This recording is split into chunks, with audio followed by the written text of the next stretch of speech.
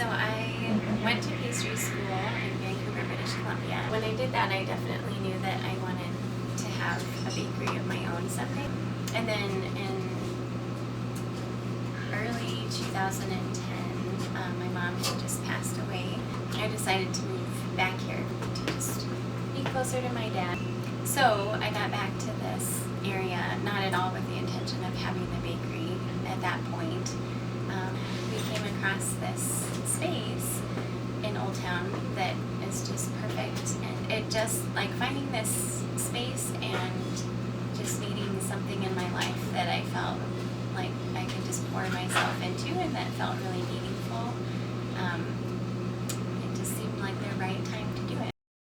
It's been great to be on this square as far as having access to more people walking around, more families, I think, spending time in the square. But it's also been a challenge in the sense of like when they were renovating this square, during that 6 months time span, and then really honestly for the year that followed that, we overall had like a 30% decrease in business.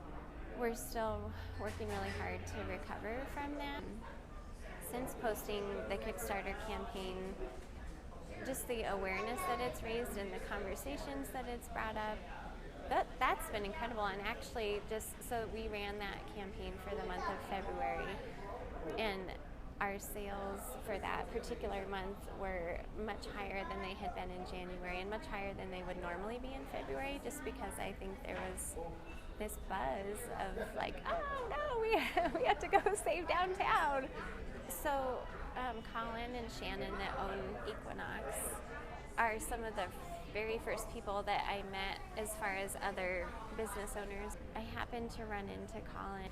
He said, I saw your Kickstarter thing and we really want to help, and so here's our idea.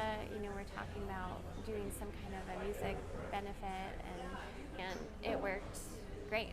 We had 4 different musical acts that volunteered their time and their talent, and so it was a suggested donation at the door, and then Equinox also donated $1 from every 16-ounce beer that they poured to the Little Bird. So all in all, we raised almost $1,500. So we didn't meet our goal. We got 70% of the way there. I still was hearing from people that had committed to pledging to Kickstarter. We'll put it on the GoFundMe site.